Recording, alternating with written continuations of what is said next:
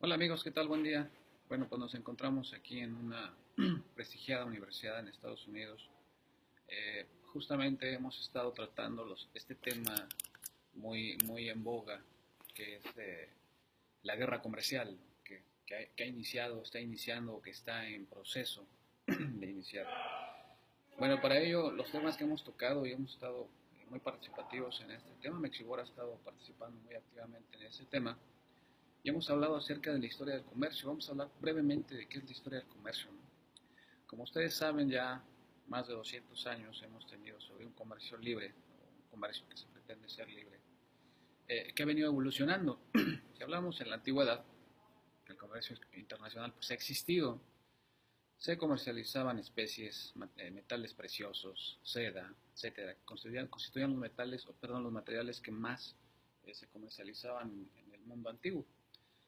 Sin embargo, en la segunda mitad del siglo XIX, pues esta dinámica del comercio internacional pues creció por ciertos factores que se vinieron generando. Entre ellos podemos decir pues la industrialización de la producción, los avances en la mejora del transporte, el avance en el eh, librecambismo, esta filosofía eh, que pasa del mercantilismo a una economía diferente, ¿no? Los avances técnicos en el transporte y las comunicaciones fueron esos factores que ayudaron pues que el comercio internacional pues fuera avanzando, fuera mejorando y fuera a lo que hoy conocemos como el comercio internacional. El primer punto decíamos la industrialización de la producción.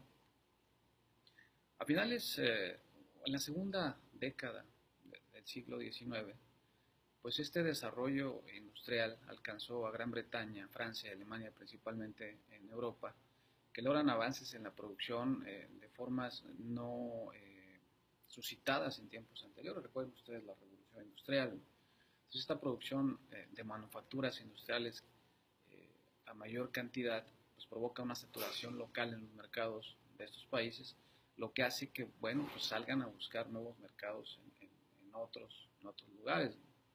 El avance en las mejoras en el transporte pues tiene una relación estrecha con ese desarrollo industrial y evidentemente pues con el comercio, el incremento en el comercio internacional. Estas importantes innovaciones pues suceden de forma natural y bueno pues también abarcan el transporte de mercancías y personas y propicia pues ese desarrollo más dinámico en este comercio internacional. La adaptación de la máquina de vapor, tanto al transporte marítimo como al terrestre, pues da como resultado una revolución sin precedentes y que tiene trascendencia pues en lo que sentaría las bases más bien para el auge ferroviario y por ende pues un mayor desplazamiento de estos bienes a lugares que antes pues no podrían haber llegado, ¿no?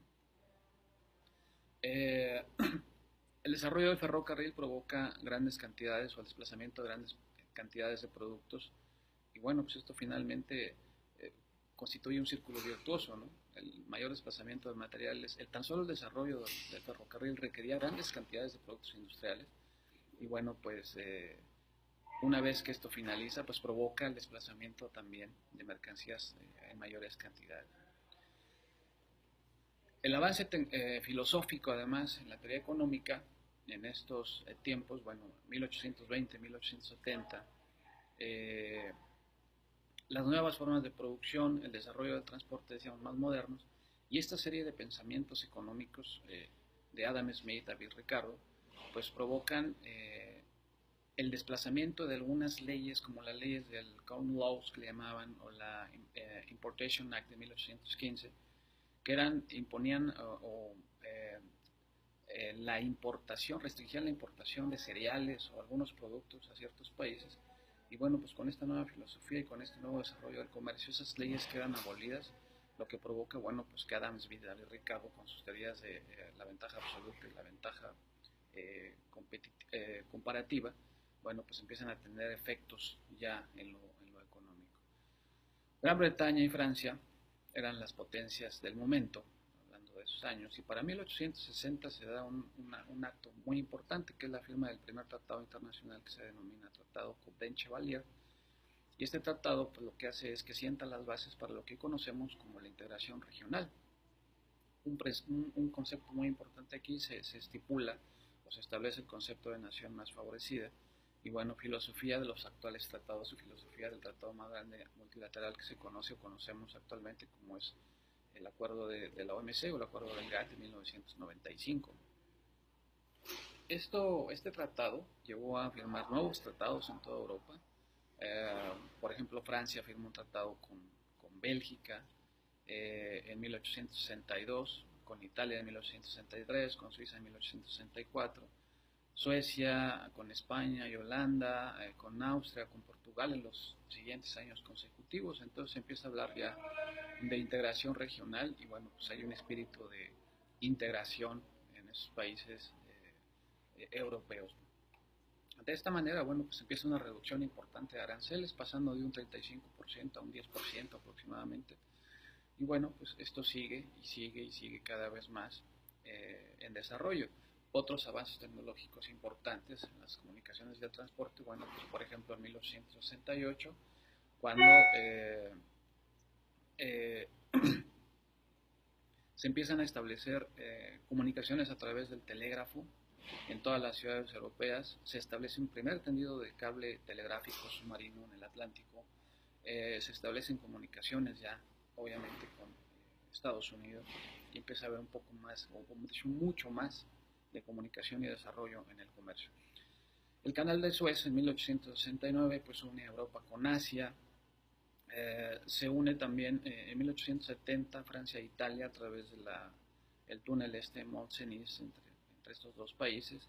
En 1870 pues este avance en redes ferroviarias pues se extiende ya en los principales países como Estados Unidos, Australia, Rusia, obviamente toda Europa. Eh, la hélice se establece ya o se empieza a integrar en los nuevos barcos, los cascos de acero también, permite un desplazamiento mayor con mayores cargas, mayor cantidad de carga, de traslado, y bueno, pues permite ya el incremento en la carga que solamente anteriormente se daba a través de los barcos de vela, y bueno, pues esta integración de esta hélice y los cascos de acero pues permite barcos más grandes con mayor capacidad de carga, y bueno, pues hace que el comercio verdaderamente se vuelva internacional. Ya estamos hablando de principios del siglo XIX.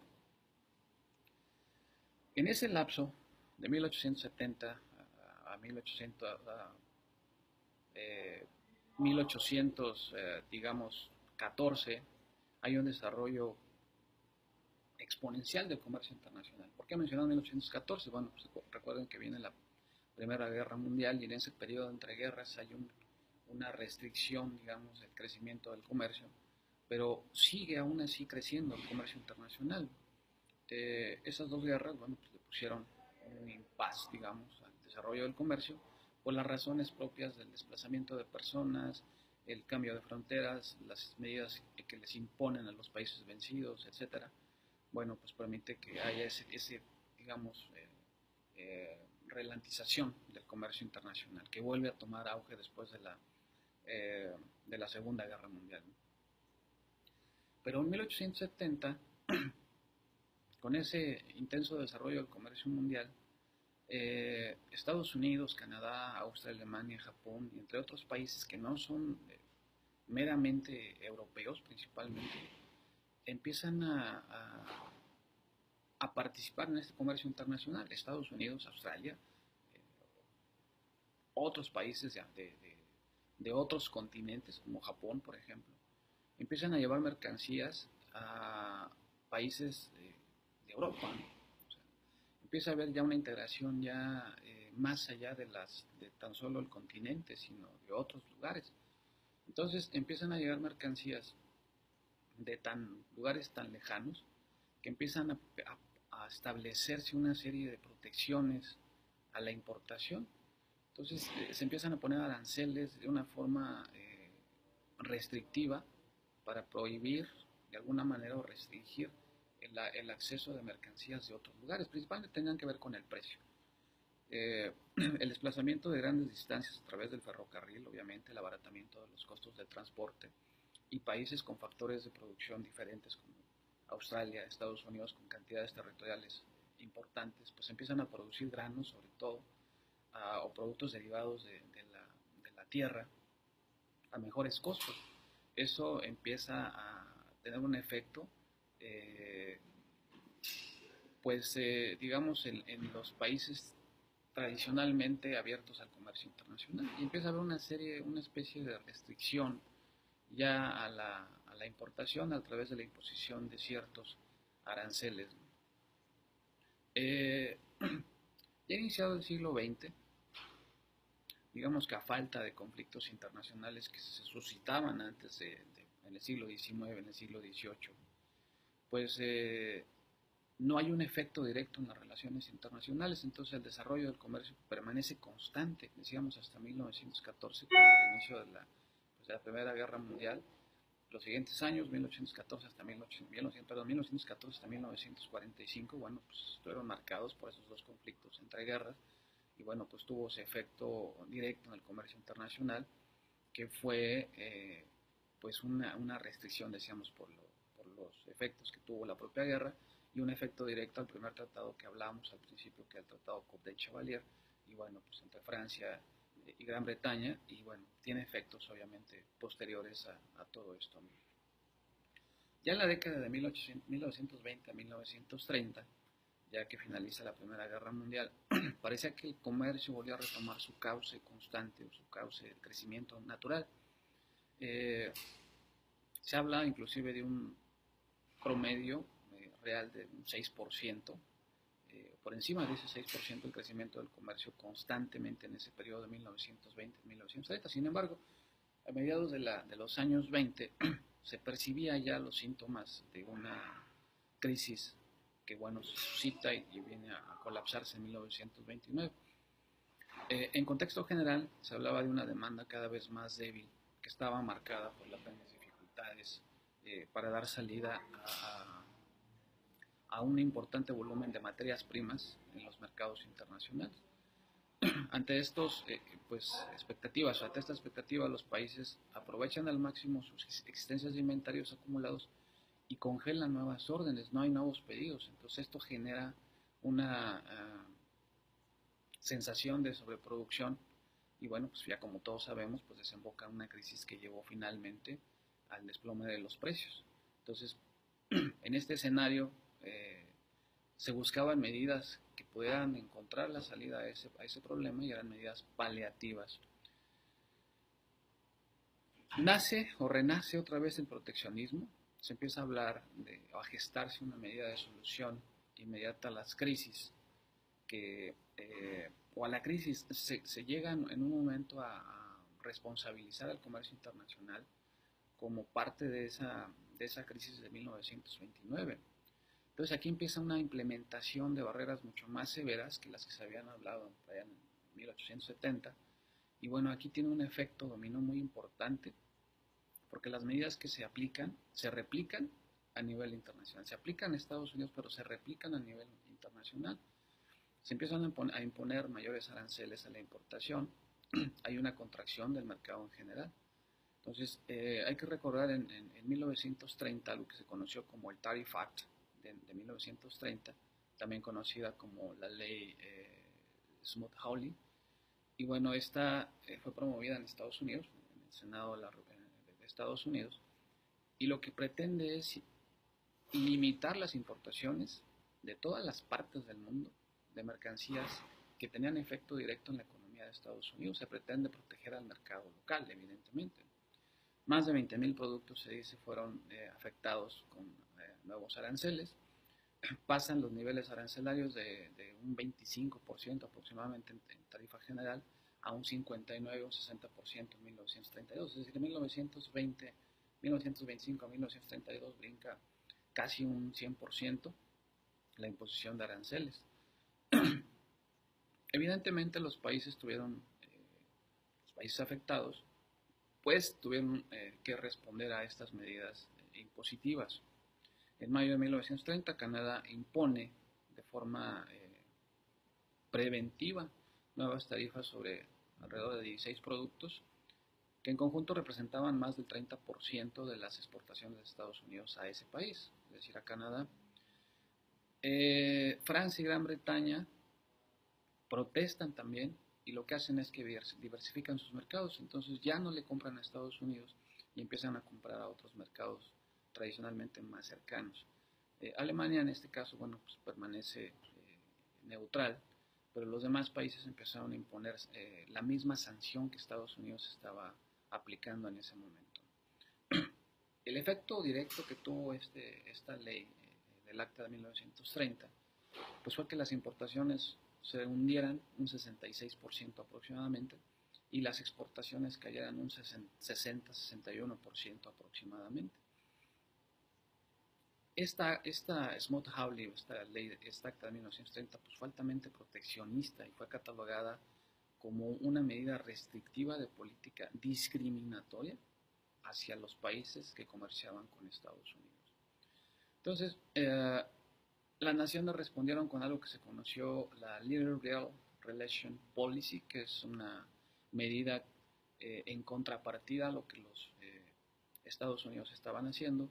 Países Bajos, Reino Unido, Bélgica, Italia, Canadá, Suecia, Francia, Australia, España, Austria, entre otros, bueno, pues actuaron en esa medida y se empezaron a afectar ciertos productos. Uno de los primeros productos que cayeron o que tuvieron repercusión fue el sector automotriz, curiosamente.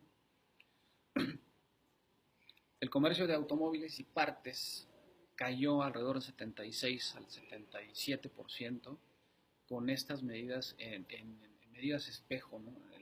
El efecto directo que tuvo como repercusión al acta de 1930, a estas medidas proteccionistas de Estados Unidos.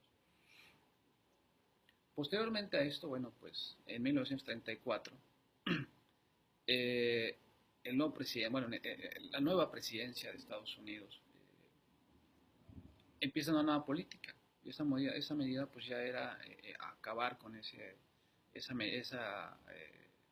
efecto de la Relation Policy.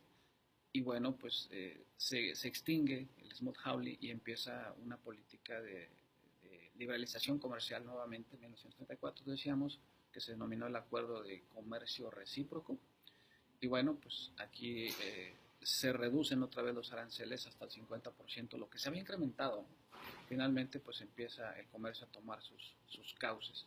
Aquí lo que queremos representar con esta breve historia del comercio, pues es que la ley o la guerra comercial no lleva más que a un efecto directo negativo en el comercio internacional. Y eso va a pasar justamente con lo que está sucediendo ahorita entre la guerra entre Estados Unidos China, que ahora se expande a México, se expande a Europa, se expande a todos los países del mundo, ya tuvo efectos directos en las bolsas de valores. Si ustedes revisan esta semana con estas decisiones de Estados Unidos imponer nuevas sanciones a China y China responde con el mismo efecto, bueno, pues ya hubo efectos directos en las bolsas de valores de Estados Unidos, en el Dow Jones, en México, en la Bolsa Mexicana de Valores, y bueno, pues va a tener efectos y va a seguir teniendo efectos a nivel internacional. Ya vimos que tiene un efecto, tuvo un efecto en 1930, 1934 de más del 50% de la contracción del comercio internacional. ¿Y eso en qué repercute?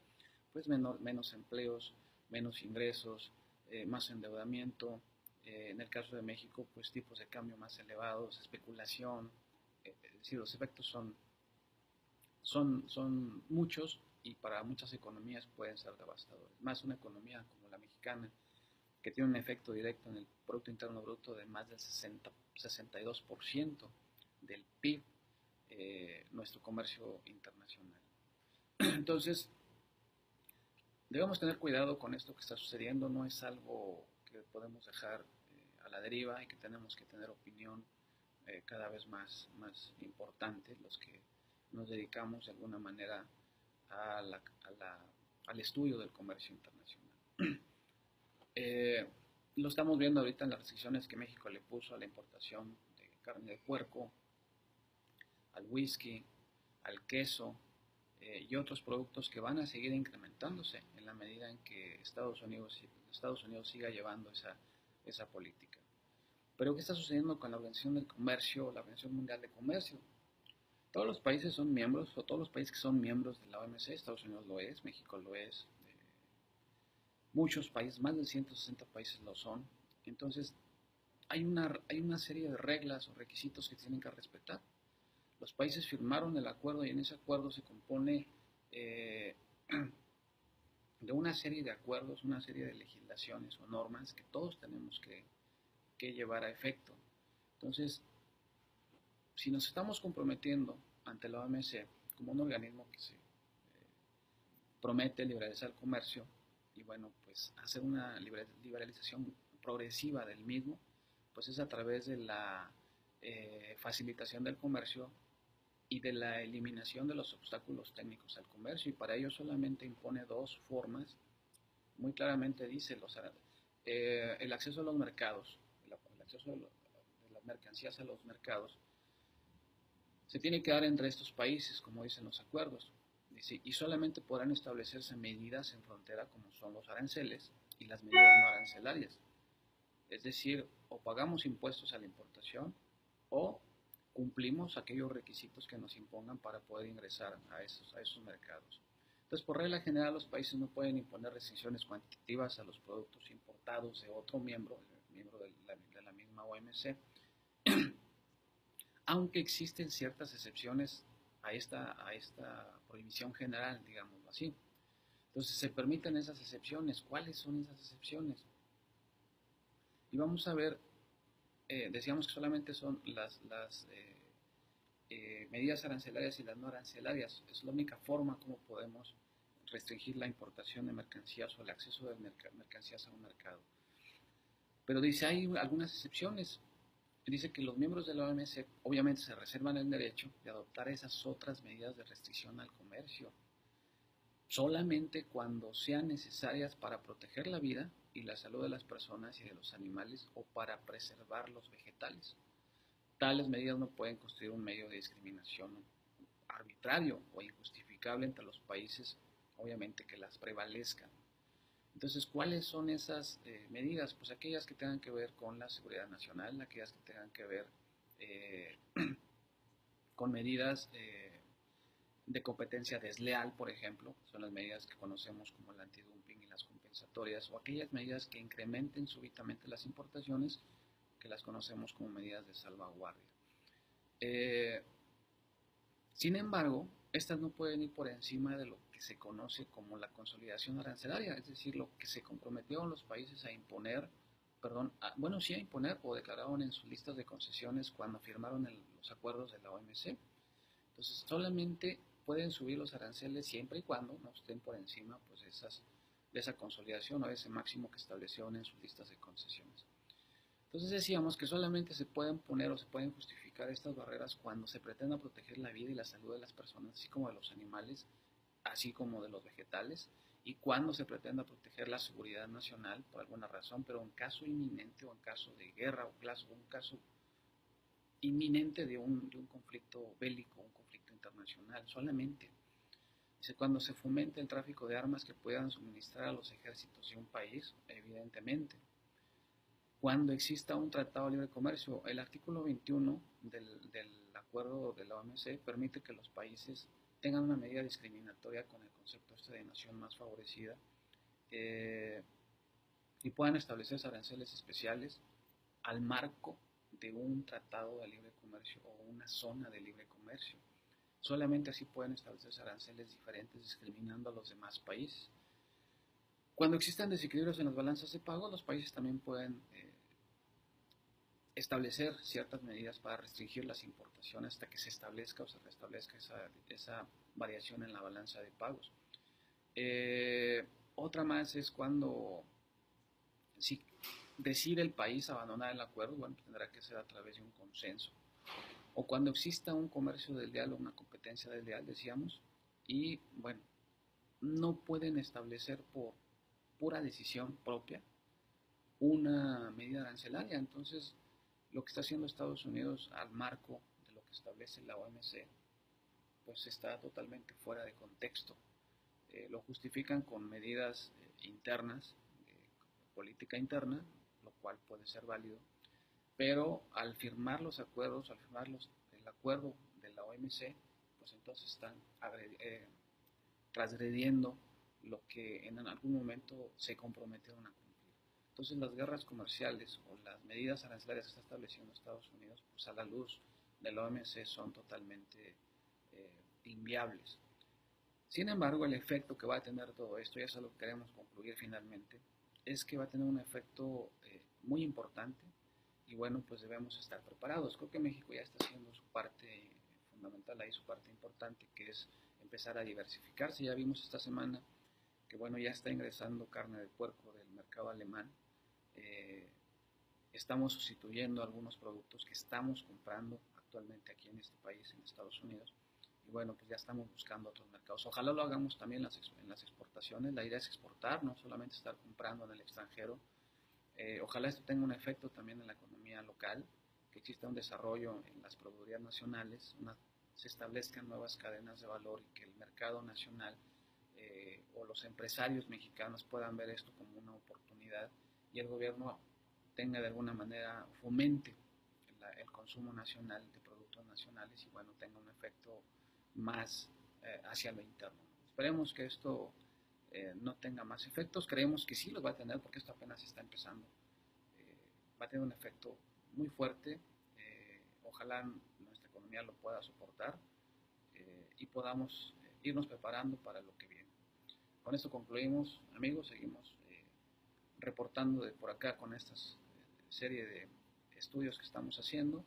Mañana tendremos otra nueva entrevista y bueno, seguiremos aportando con nuestra opinión lo que está sucediendo. Muchas gracias por su amable atención y los esperamos en Mexibor en nuestros cursos, talleres y diplomados y bueno, pues que esto sea para bien de todos. Ahí los esperamos. Muchas gracias.